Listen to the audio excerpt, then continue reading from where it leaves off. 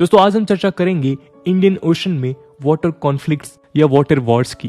Water Wars का मतलब है वाटर रिसोर्सेज के इकोनॉमिक यूज को लेकर चल रहे कॉन्फ्लिक्ट्स। दो या दो से ज्यादा देशों या ग्रुप्स के बीच ये डिस्प्यूट्स फ्रेश वाटर से लेकर ओशन वाटर्स तक देखे जा सकते हैं। ओशंस में वाटर वॉर्स मेनली ओशंस में लोकेटेड रिसोर्सेज जैसे fisheries, oil, natural gas, precious minerals, free trade और टेरिटोरियल कंट्रोल को लेकर होते हैं।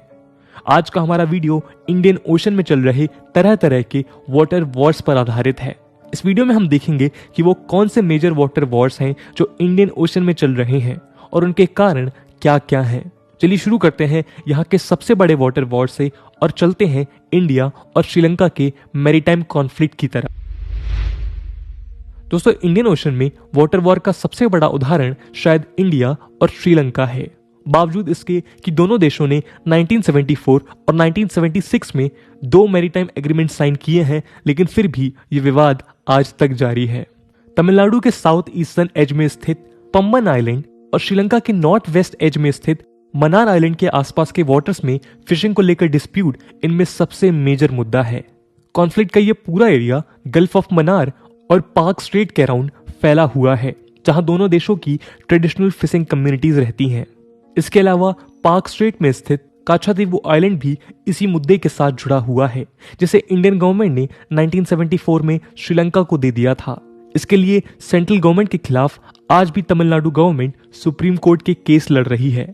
काछातीवु में श्रीलंका की ओनरशिप टेरिटोरियल वाटर्स की ओनरशिप को भी कॉम्प्लिकेट कर देती है।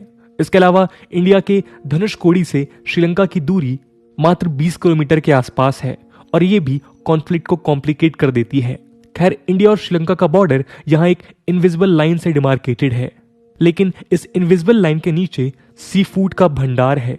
इंडिया और श्रीलंका दोनों साइड्स में लोकेटेड इस रीजन में fishing main source of income और लाइवलीहुड है और इसीलिए इसके एक्सट्रैक्शन को लेकर दोनों साइड की कम्युनिटीज में मैसिव कंपटीशन का माहौल है।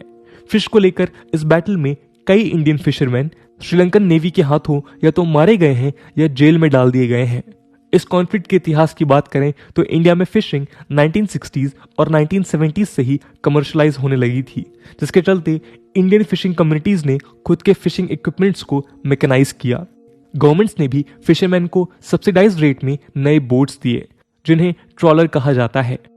फिशिंग ट्रॉलर्स का इस्तेमाल से इन कम्युनिटीज ने पार्क स्ट्रेट के फिशिंग ग्राउंड्स में टैक्सी से फिशेस का एक्सट्रैक्शन दशकों तक किया, लेकिन कमर्शलाइजेशन का अपना नुकसान है। मैकेनाइज्ड ट्रॉलर्स नॉर्मल बोट्स के कंपैरिजन में 10 से 20 गुना तेजी से फिशिंग करते हैं और वो सीबेड की इकोलॉजी को भी डिस्ट्रॉय कर देते हैं। इसलिए 1980s के दौर में इंडियन वाटर्स में फिशेस की कमी होने लगी। ऐसे में इंडियन फिशिंग कम्युनिटीज के सामने एक बड़ा लाइवलीहुड चैलेंज था और उन्हें मजबूरन कई बार श्रीलंकन वाटर्स में जाकर फिशिंग करनी पड़ती। मैरीटाइम बाउंड्रीज लैंड बाउंड्रीज की तरह क्लियरली विजिबल नहीं होती और इसलिए भी कई फिशरमैन गलती से भी श्रीलंकन वाटर्स में चले जाते थे। वहीं श्रीलंकन साइड में 1980s में सिविल वॉर छिड़ चुका था, जिसका हॉटस्पॉट नदन श्रीलंका ही रहा। इस सिक्योरिटी थ्रेट को काउंटर करने के लिए श्रीलंकन गवर्नमेंट ने तो फिशिंग ही बैन कर दिया, क्योंकि उन्हें शक था कि एलटीटीई के टेररिस्ट फिशिंग बोट्स को यूज कर वेपन स्मगल करते थे। इस बैन ने श्रीलंकन फिशिंग कम्युनिटीज को काफी नुकसान पहुंचाया और वो इंडियन कम्युनिटीज के सामने पीछे रह गए। जहां एक और इंडियन फिशरमैन खुद को मॉडर्नाइज कर रहे थे, श्रीलंकन फिशरमैन बोट्स में भी फिशिंग नहीं कर पा रहे थे। खैर 2009 में सिविल वॉर खत्म हुआ और फिशिंग दोबारा चालू हुई और तब श्रीलंकन फिशरमैन ने अपनी सरकार के सामने ये मुद्दा उठाया कि उनके वाटर्स में इंडियन फिशरमैन अपने बड़े बड़े ट्रॉलर्स लेकर फिशिंग कर रहे हैं। फिर क्या था, श्रीलंकन नेवी को आदेश दे दिए गए कि वो इंश्योर करें कि कोई भी इंडियन फिशरमैन उनके वाटर्स में ना आए और यहां से शुरू हुआ इंडिया और श्रीलंका के बीच फिश वॉर। सर्वाइवल थ्रेट और लैक ऑफ प्रॉपर इंफॉर्मेशन के चलते जो भी इंडियन फिशरमैन श्रीलंकन बॉर्डर्स के आसपास देखा जाता, उन्हें या तो उनकी नेवी गिरफ्तार कर लेती या कई बार शूट भी कर देती थी। कई फिशरमैन को इंडियन गवर्नमेंट ने डिप्लोमेटिक प्रेशर यूज कर वहां की जेल से बाहर भी निकलवाया है, लेकिन उन फिशरमैन को उनके ट्रॉलर्स वापस नहीं मिले। ऐसे में कई इंडियन फिशरमैन बैंकक्रप्ट भी हो गए। रिपोर्ट्स बताती हैं कि श्रीलंकन नेवल पोर्ट्स में आज आपको सैकड़ों की तादाद में कैप्चर्ड इंडियन फिशिंग ट्रॉलर्स दिख जाएंगे।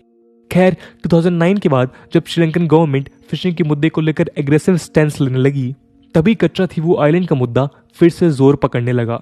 2008 में ही तत्कालीन सीएम जयललिता ने सुप्रीम कोर्ट में इस आइलैंड को लेकर एक पिटीशन फाइल किया।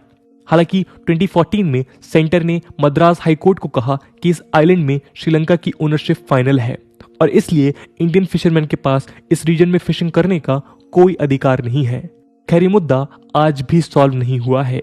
जनवरी 2021 में ही 4 इंडियन फिशरमैन की डेड बॉडीज मिलने का दावा श्रीलंकन नेवी ने किया था।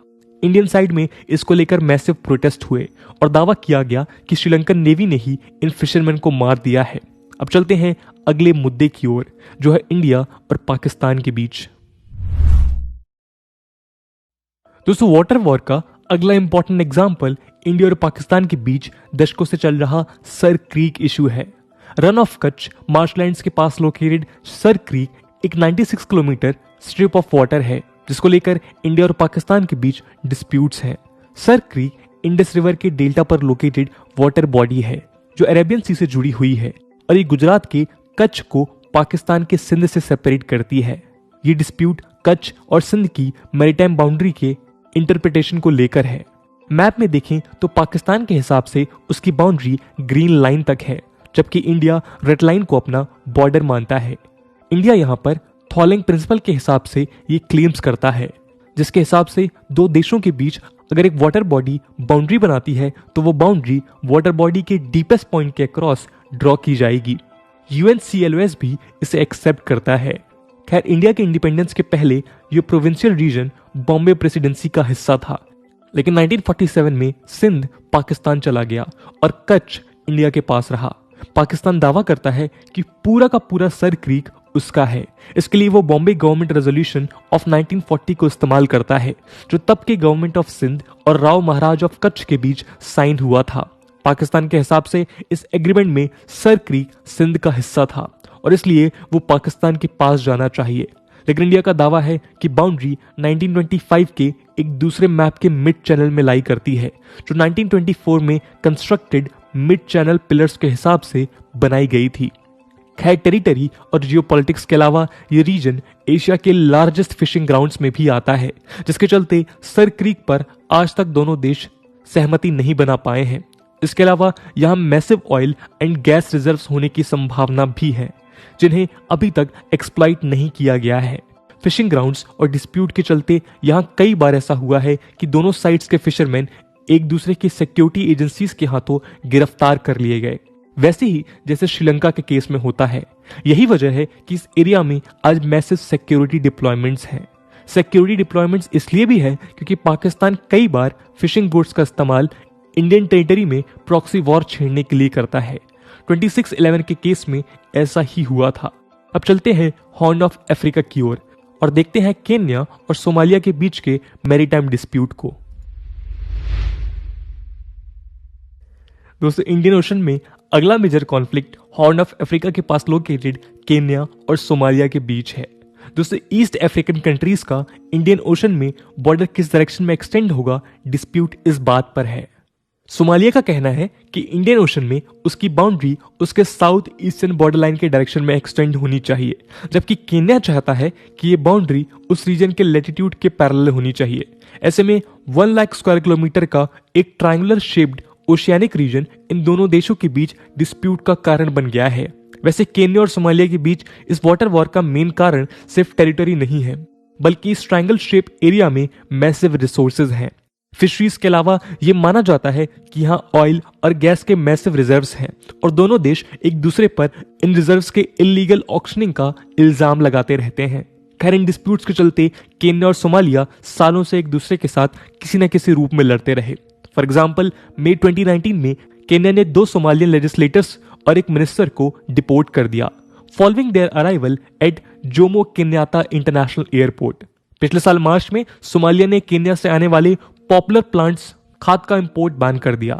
मार्च में ही केन्या ने सोमालिया पर केन्यन टाउन ऑफ मैंडरा में अनवारंटेड अटैक करने का आरोप लगाया। दिसंबर में तो सोमालिया ने केन्या के साथ अपने डिप्लोमेटिक टाइज ही कट कर दिए थे और दावा किया कि केन्या उसके इंटरनल मैटर्स में इंटरफेयर कर रहा है। खैर, ये case international court of justice में गया, जिसका जजमेंट अक्टूबर 2021 में आया। जजमेंट में आईसीजे ने डिस्प्यूट एरिया को 2 पार्ट्स में डिवाइड कर केन्या के दावों को रिजेक्ट कर दिया। सोमालिया ने जजमेंट को वेलकम किया, लेकिन केन्या ने आईसीजे पर पक्षपात का आरोप लगाकर जजमेंट को एक्सेप्ट करने से इनकार कर दिया। आईसीजे का जजमेंट बाइंडिंग होता है, लेकिन आईसीजे के पास कोई स्ट्रॉन्ग इन्फोर्समेंट मैकेनिज्म न होने के चलते इस मुद्दे में फाइनल रेजोल्यूशन फिलहाल बाकी है। केन्या ने तो ये तक दावा किया है कि वो इस टेरिटरी के लिए वॉर लड़ने के लिए भी रेडी है, और इसलिए उसने डिस्प्यूटेड एरिया के पास अपना एक नेवल बेस को फुल मिलिट्री बेस में भी कन्वर्ट कर दिया है। अगला मुद्दा सोमाली पायरेसी। दोस्तों, इंडियन ओशन में वाटर वॉर का अगला मुद्दा है सोमालिया के पास पायरेसी के खतरे। सोमालिया के आसपास के वाटर्स में मैसिव फिशरीज का एग्जिस्टेंस हुआ करता था। 1980s में सोमालिया में सिविल वॉर के बादल छाने लगे थे, लेकिन उसके कुछ सालों पहले ही वहां की गवर्नमेंट ने सोमाली फिशिंग इंडस्ट्री और कम्युनिटी के डेवलपमेंट के लिए एक एम्बिशियस प्रोग्राम लॉन्च किया। इसके तहत वहां कई फिशिंग कोऑपरेटिव्स बनाए जाने थे, और साथ में गवर्नमेंट फॉरेन फिशिंग कंपनीज को लाइसेंस देने का प्लान भी कर रही थी। लेकिन सिविल वॉर के चलते वहां की गवर्नमेंट कोलैप्स कर गई और सोमाली फिशिंग ग्राउंड्स को प्रोटेक्ट करने वाली नेवी भी डिस्ट्रॉय हो गई। ऐसे में सोमाली वाटर्स बाकी देशों के फिशरमैन के लिए खुले हुए थे, जिन्हें प्रोटेक्शन देने वाला कोई नहीं था। हजारों की संख्या में मैकेनाइज्ड फिशिंग ट्रॉलर्स ने सोमाली वाटर्स में इलीगल फिशिंग करना शुरू कर दिया, जो सोमाली फिशिंग कम्युनिटीज के लिए अभिशाप साबित हुआ। इसके अलावा कई शिप्स अपने देश का इंडस्ट्रियल वेस्ट भी इस रीजन में डंप करने लगी। इसके चलते फिशिंग स्टॉक का इरोजन हुआ। इससे लड़ने के लिए लोकल सोमाली फिशरमैन ने आर्म्ड ग्रुप्स बनाए। धीरे धीरे ये आर्म्ड ग्रुप्स ऑर्गेनाइज होने लगे और वो फॉरेन शिप के ओनर से रैंसम लेने लगे। रैंसम पेमेंट्स में प्रॉफिटेबिलिटी के चलते फिशरमैन के ये ग्रुप्स अब पायरेट्स बन गए और वो फॉरेन फिशिंग बोट्स के अलावा कमर्शियल शिप्स को भी टारगेट करने लगे। इन ग्रुप्स को सोमाली सिविल वॉर के मिलिशियास का भी सपोर्ट मिलने लगा और वो पायरेट्स के साथ अपने प्रॉफिट्स शेयर करने लगे, और इस तरह से सोमाली वाटर्स दुनिया भर में बदनाम हुए। यही वजह है कि हॉर्न ऑफ अफ्रीका आज हेवली मिलिटराइज्ड है, और पास में लोकेटेड जिबूटी पर कई सारे देशों ने अपने मिलिट्री बेसिस भी बना रखे हैं। बाद में कंबाइंड टास्क फोर्स 150 नाम के एक मल्टीनेशनल कोएलिशन ने यहां पायरेट्स से लड़ने की रिस्पॉन्सिबिलिटी उठाई।